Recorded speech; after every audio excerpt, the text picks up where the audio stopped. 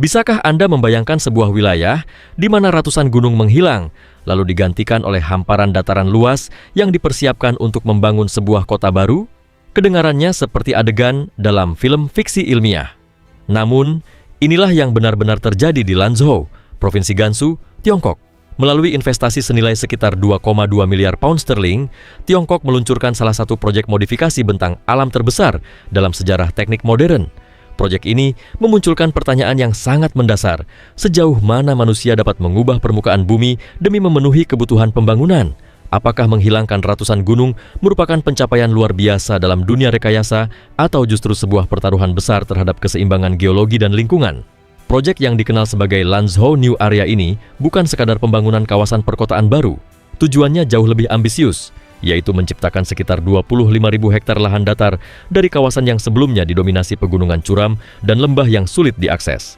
Untuk memahami besarnya tantangan proyek ini, kita perlu melihat kondisi geografis Provinsi Gansu.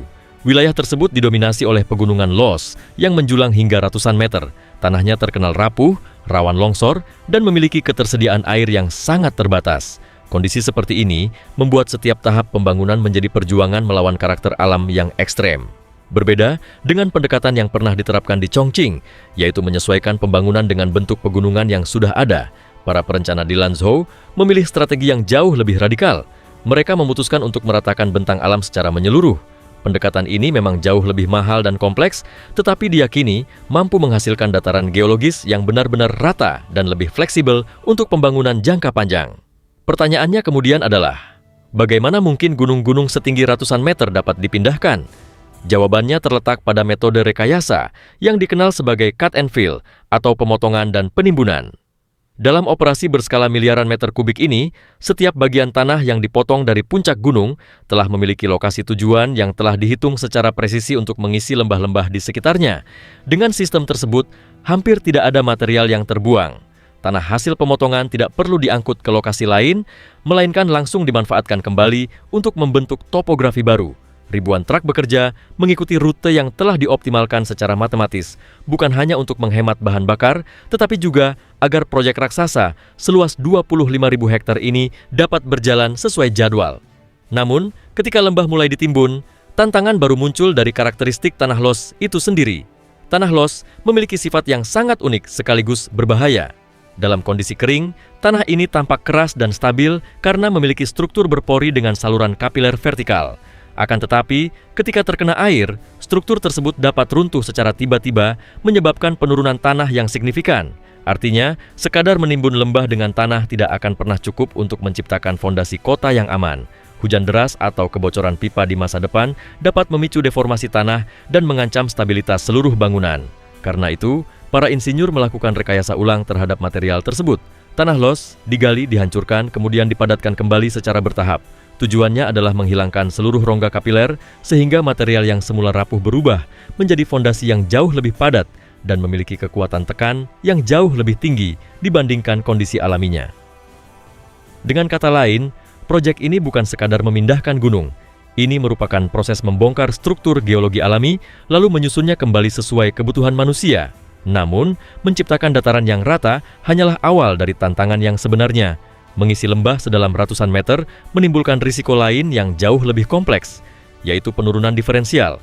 Fenomena ini terjadi ketika sebagian tanah mengalami penurunan lebih besar dibanding bagian lainnya, sehingga mampu merusak fondasi bangunan bertingkat maupun gedung pencakar langit.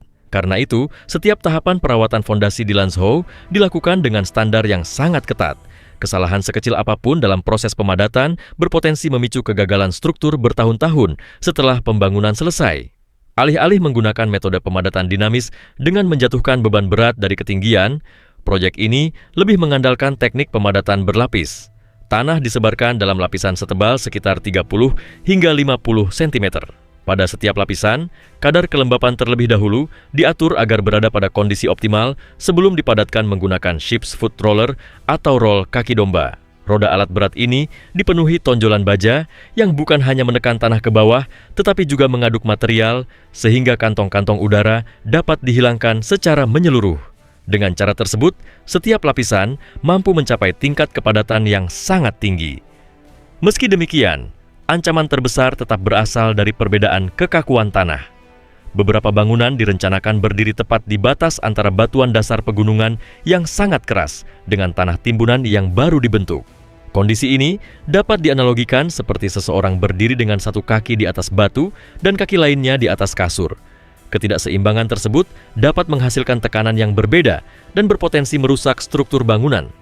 Untuk mengatasinya, para insinyur menerapkan metode preloading atau pembebanan awal.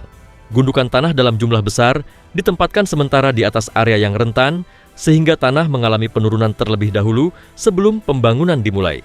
Setelah deformasi mencapai nilai yang telah diprediksi, beban tersebut diangkat kembali sehingga sebagian besar proses penurunan telah selesai sebelum bangunan permanen didirikan. Sementara itu, untuk gedung pencakar langit digunakan sistem tiang pancang hibrida. Bor berukuran raksasa menembus seluruh lapisan tanah timbunan hingga mencapai batuan dasar yang berada jauh di bawah lembah lama. Dengan demikian, gedung tidak lagi bergantung sepenuhnya pada tanah urugan, tetapi mendapatkan dukungan langsung dari kerak bumi melalui kombinasi gaya gesek sepanjang tiang dan daya dukung pada ujung tiang yang tertanam di batuan. Setelah persoalan fondasi berhasil diatasi, pembangunan kota baru mulai memasuki tahap berikutnya, yaitu pembangunan infrastruktur. Namun, membangun jaringan utilitas di atas bentang alam buatan memerlukan pendekatan yang sama sekali berbeda dibandingkan kota konvensional. Di Lanzhou, menggali jalan untuk memperbaiki kabel atau pipa dianggap sebagai risiko teknis yang serius. Setiap penggalian dapat merusak struktur tanah yang telah dipadatkan dan membuka jalur masuk bagi udara maupun air menuju lapisan fondasi. Oleh sebab itu, seluruh jaringan listrik, telekomunikasi, dan distribusi air ditempatkan di dalam terowongan utilitas bersama. Selain menghilangkan kebutuhan untuk membongkar jalan, sistem ini juga memungkinkan inspeksi dan pendeteksian kebocoran secara aktif, salah satu faktor utama yang dapat menyebabkan runtuhnya tanah loes. Di kawasan ini, air bukan sekadar unsur alam, melainkan ancaman terhadap stabilitas struktur. Untuk mencegah infiltrasi air ke dalam tanah timbunan, para insinyur memasang geomembran berkekuatan tinggi di bawah berbagai zona infrastruktur penting. Lapisan kedap air tersebut berfungsi sebagai penghalang yang mencegah air permukaan meresap hingga puluhan meter ke bawah tanah. Menjaga kadar kelembapan tanah tetap stabil merupakan syarat utama agar distribusi tegangan di dalam tanah tidak berubah secara tiba-tiba. Sistem drainase pun dirancang secara khusus. Alih-alih membiarkan air jatuh secara vertikal melalui saluran yang dapat menghasilkan energi besar dan memicu erosi, para insinyur membangun saluran drainase bertingkat. Desain ini mengurangi kecepatan aliran air secara bertahap sehingga energi hidrodinamiknya berkurang sebelum dialirkan keluar dari kawasan perkotaan. Pendekatan tersebut menjadi perlindungan utama terhadap erosi permukaan sekaligus membantu menjaga kestabilan lereng dataran buatan dari ancaman longsor. Pada akhirnya, keberhasilan proyek Mega Lanzhou tidak dapat diukur hanya dari berdirinya gedung-gedung tinggi atau luasnya kawasan perkotaan yang berhasil dibangun. Ukuran keberhasilan yang sesungguhnya terletak pada kemampuan proyek ini menjaga keseimbangan antara manfaat ekonomi yang dihasilkan dengan konsekuensi geologi dan lingkungan yang harus ditanggung dalam jangka panjang. Dari sudut pandang ekonomi, proyek Lanzhou New Area dinilai berhasil mencapai tujuan utamanya, yaitu mengubah hamparan lahan yang sebelumnya dianggap tidak produktif di dataran tinggi Luz menjadi salah satu simpul penting dalam inisiatif Sabuk dan Jalan atau Belt and Road Initiative. Melalui penciptaan sekitar 25.000 hektar lahan datar yang terintegrasi, proyek ini berhasil mengatasi keterbatasan ruang yang selama puluhan tahun menghambat perkembangan kota Lanzhou. Lahan baru tersebut kemudian menarik masuk berbagai industri berskala besar, mulai dari sektor manufaktur berat hingga pusat logistik multimoda. Berbagai analisis perencanaan kota menunjukkan bahwa model kota megapolitan yang dibangun di atas dataran luas seperti ini mampu mengoptimalkan rantai pasokan. Dibandingkan kota-kota yang berkembang di medan berbukit dan terfragmentasi, biaya transportasi di dalam kota dapat ditekan secara signifikan karena seluruh kawasan terhubung oleh jaringan infrastruktur yang lebih efisien. Namun, manfaat ekonomi itu harus dibayar dengan konsekuensi lingkungan yang tidak kecil. Dampak paling nyata terlihat pada hasil pemantauan lingkungan setelah ratusan gunung diratakan. Perubahan besar terhadap struktur permukaan tanah menyebabkan tingkat erosi meningkat sekitar 10%. Ketika lapisan tanah terdalam terganggu oleh proses penggalian dan pemadatan mekanis, material halus yang sebelumnya terkunci di dalam tanah mulai terlepas ke atmosfer. Akibatnya, debu halus menjadi salah satu persoalan lingkungan yang paling serius. Data menunjukkan bahwa sejak proyek konstruksi berskala besar ini dimulai, konsentrasi partikel PM2,5 di udara meningkat sekitar 49%. Angka tersebut menggambarkan bagaimana transformasi bentang alam dalam skala raksasa tidak hanya mengubah bentuk permukaan bumi, tetapi juga memengaruhi kualitas udara yang dihirup masyarakat setiap hari. Perubahan permanen pada lanskap juga membawa konsekuensi terhadap sistem hidrologi alami. Dengan diratakannya puncak-puncak gunung dan ditimbunnya lembah-lembah, jaringan drainase yang terbentuk secara alami selama jutaan tahun ikut menghilang. Sebagai gantinya, kota kini bergantung sepenuhnya pada sistem drainase buatan yang dirancang melalui rekayasa teknik untuk menjaga kestabilan tanah dan mengendalikan aliran air. Sekitar 10 tahun setelah proyek dimulai, hasil transformasi tersebut kini tampak nyata. Di lokasi yang dahulu dipenuhi pegunungan, kini berdiri kawasan metropolitan modern dengan jalan raya yang lebar, kawasan industri berteknologi tinggi, serta blok-blok permukiman bertingkat. Lanzhou New Area telah menjadi simbol dari sejauh mana kemampuan rekayasa manusia mampu mengubah bentang alam ketika didorong hingga batas paling ekstrim. Namun, keberhasilan itu belum berarti masa depannya telah terjamin. Kelangsungan kota ini tetap bergantung pada upaya jangka panjang untuk menghadapi berbagai risiko geologi yang muncul sebagai konsekuensi dari pembangunan itu sendiri. Ancaman longsor pada tanah hasil timbunan, potensi deformasi fondasi, hingga persoalan kualitas udara masih menjadi tantangan yang harus terus dikelola. Lanzhou menjadi bukti nyata ambisi manusia untuk menaklukkan keterbatasan alam. Namun, di balik pencapaian tersebut tersimpan sebuah pertanyaan yang terus menghantui. Apakah sebuah pusat pertumbuhan ekonomi yang dibangun dengan menghilangkan sekitar 700 gunung benar-benar dapat menjadi model pembangunan yang berkelanjutan bagi masa depan? Yang menarik, ekspansi Lanzhou bukanlah kasus yang berdiri sendiri. Fenomena ini merupakan bagian dari tren global ketika kota-kota besar di berbagai negara menghadapi dua tekanan yang sama kuatnya, yaitu keterbatasan ruang akibat kondisi geografis serta tuntutan pertumbuhan ekonomi yang terus meningkat. Ketika lahan datar semakin langka, negara-negara dengan kepadatan penduduk tinggi mulai menempuh berbagai bentuk rekayasa geologi untuk menciptakan ruang baru bagi pembangunan. Jika Lanzhou memilih meratakan pegunungan, maka Singapura dan Hong Kong mengambil pendekatan yang berbeda. Kedua kota tersebut memperluas wilayahnya dengan mereklamasi laut. Sejak memperoleh kemerdekaannya, Singapura berhasil memperbesar luas daratannya sekitar 25% melalui proyek reklamasi berskala besar. Dalam konteks kota megapolitan, setiap meter persegi lahan memiliki nilai ekonomi yang sangat tinggi. Ketika harga tanah mencapai puluhan ribu dolar per meter persegi, biaya besar untuk mengeruk miliaran ton pasir atau membangun tanggul laut bukan lagi dianggap sebagai pengeluaran, melainkan investasi jangka panjang dengan potensi keuntungan yang sangat besar. Namun, tantangan teknik yang dihadapi Singapura berbeda dengan Lanzhou. Apabila Lanzhou harus mengatasi tanah loess yang mudah runtuh, maka Singapura menghadapi lumpur dasar laut yang lunak dan tidak stabil. Seluruh fondasi reklamasi harus mampu menopang beban pembangunan sekaligus menghadapi tekanan hidrostatik yang sangat besar serta ancaman kenaikan permukaan laut akibat perubahan iklim.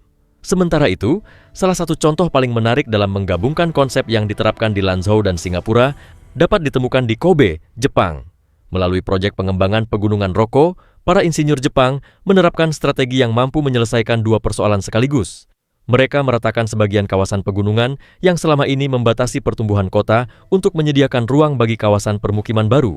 Namun, material hasil penggalian tidak dibuang begitu saja.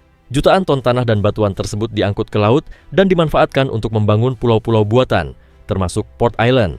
Pendekatan ini menciptakan sebuah rantai pasokan geologis tertutup. Puncak-puncak gunung diubah menjadi kawasan perkotaan, sementara material sisanya menjadi fondasi pelabuhan kontainer modern yang kini menjadi salah satu pusat logistik utama Jepang. Dengan memanfaatkan hampir seluruh material hasil penggalian, proyek tersebut mampu menghasilkan tingkat efisiensi yang sangat tinggi sekaligus memberikan pengembalian investasi yang luar biasa meskipun membutuhkan teknologi canggih dan biaya pembangunan yang tidak sedikit. Pada akhirnya, proyek Mega Lanzhou menjadi bukti nyata bahwa manusia memiliki kemampuan untuk membentuk kembali permukaan bumi dalam skala yang belum pernah dibayangkan sebelumnya. Penghilangan sekitar 700 gunung bukan sekadar pencapaian dari sisi volume material yang dipindahkan. Keberhasilan proyek ini juga merupakan hasil penerapan prinsip-prinsip mekanika tanah, geoteknik, dan rekayasa sipil yang sangat kompleks untuk menciptakan sekitar 25.000 hektar lahan baru yang siap dibangun. Di balik proyek tersebut, terdapat sebuah pertimbangan strategis yang telah dihitung secara matang. Investasi sekitar 2,2 miliar pound sterling ditukar dengan terciptanya jaringan logistik yang lebih efisien dan ruang baru bagi pertumbuhan ekonomi. Namun, pada saat yang sama, proyek ini juga membawa konsekuensi berupa peningkatan konsentrasi debu halus hingga sekitar 49% serta perubahan permanen terhadap sistem hidrologi alami yang telah terbentuk selama jutaan tahun.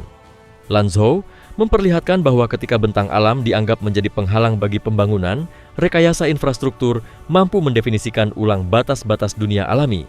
Namun, pertanyaan yang tersisa masih sama relevannya hingga hari ini. Menurut Anda, apakah manfaat ekonomi yang diperoleh dalam jangka pendek benar-benar mampu membenarkan risiko geologi dan lingkungan yang harus ditanggung dalam jangka panjang? Apakah model pembangunan seperti Lanzhou layak menjadi contoh bagi negara-negara lain yang menghadapi keterbatasan lahan? Atau justru menjadi peringatan tentang konsekuensi ketika manusia mengubah alam dalam skala yang sangat besar? Bagikan pendapat Anda di kolom komentar di bawah ini. Jangan lupa untuk like, subscribe, dan aktifkan notifikasi pada video ini agar tetap mendapatkan informasi tentang perkembangan terbaru dalam perubahan tatanan dunia yang sedang berlangsung. Terima kasih telah menonton dan sampai jumpa di video berikutnya.